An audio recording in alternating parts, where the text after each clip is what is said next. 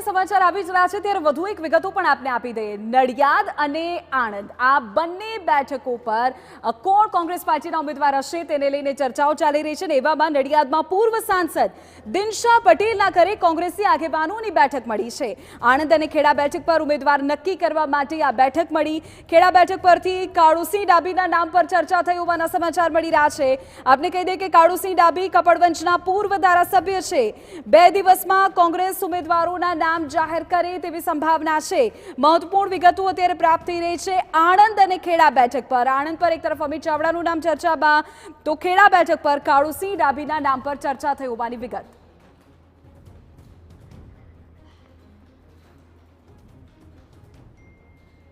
ધર્મેન્દ્ર અમારા સંવાદદાતા આપણી સાથે અત્યારે જોડાયેલા છે। ધર્મેન્દ્ર, આણંદને લઈને તો વાત કરીએ, હવે જરા ખેડાનું ચિત્ર પણ સ્પષ્ટ કરી દઈએ, કારણ કે ખેડાને લઈને પણ દિનશા પટેલના ઘરે ચર્ચા થઈ હોવાના સમાચાર છે। શું અત્યારે ચિત્ર જોવા મળી રહ્યું છે?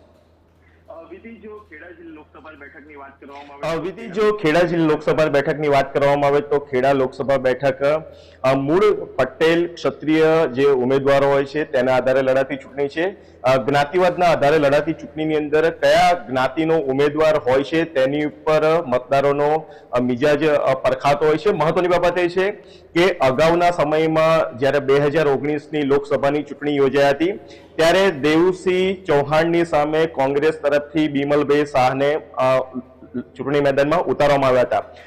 જો કે જે શાહ જ્ઞાતિના વોટ હોય કે અન્ય કોઈ ઇતર કોમના વોટ હોય તે ખૂબ ઓછા મળ્યા હતા અને જેના જ કારણે દેવુસિંહ ચૌહાણની જંગી લીડથી જીત થઈ હતી।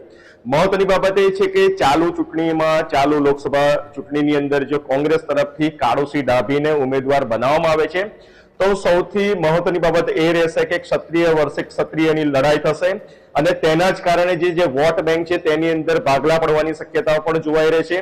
જો કે જે વોટ ના બટવારા થઈ જશે તેના કારણે ચૂંટણી ખૂબ રસપ્રદ રહેશે, કારણ કે ભાજપ તરફના જે દેવુસિંહ ચૌહાણ છે તેમના દ્વારા પ્રચાર અભિયાનની અંદર જણાવવામાં આવી રહ્યું છે કે 5 લાખની લીડથી પોતાની જીત થાય તેવી શક્યતાઓ તેઓ જોઈ રહ્યા છે। જો કે કાળુસિંહ ડાભી ક્ષત્રિય ઉમેદવાર કોંગ્રેસના ખેડા લોકસભા બેઠક પરથી બને છે તો ચોક્કસથી કાળુસિંહ ડાભી જીતશે કે કેમ તે તો એક પ્રશ્ન છે, પરંતુ દેવુસિંહ ચૌહાણ કે જેઓ પોતે 5 લાખની લીડથી જીતવાની દાવો કરી રહ્યા છે, ચોક્કસથી 50 દિવસનો હવે સમય બાકી છે, મતદાનને હવે 50 દિવસનો સમય બાકી છે, ત્યારે ચોક્કસથી દેવુસિંહ ચૌહાણની મહેનતમાં ચોક્કસ વધારો કરવો પડશે।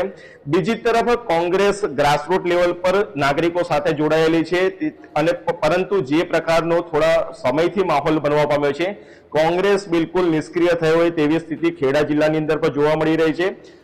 કોઈક નેતાઓ ભલે દાવા કરી રહ્યા છે કે કોંગ્રેસ જે હતી તેવી ને તેવી છે, કોઈ નબળી નથી પડી, કોઈ નેતાને આ જવાથી તેમને કોઈ ફરક નથી પડતો, પરંતુ જે પેજ પ્રમુખ હોય કે પેજ સંગઠન હોય ગ્રાસરૂટ લેવલ પર જે મતદારો સાથે જોડાયેલો પક્ષ ભાજપ અત્યારે જોવા મળી રહ્યો છે તેટલી મહેનત કોંગ્રેસ નથી અને કોંગ્રેસ પાસે હવે 50 દિવસનો સમય બાકી છે, ઉમેદવારને જાહેર કરવા માટે થોડાક દિવસો બાકી છે, ત્યારે કોઈ મજબૂત નેતાને ચૂંટણી મેદાનમાં ઉતારવામાં આવે તેવી શક્યતાઓને લઈને જ કાળુસિંહ ડાભીનું નામ અત્યારે ચર્ચામાં છે। બિલકુલ, અને જોવું એ જ રહ્યું કે આ 2 દિવસમાં કોના નામ પર આખરે પાર્ટી મહોર મારે છે।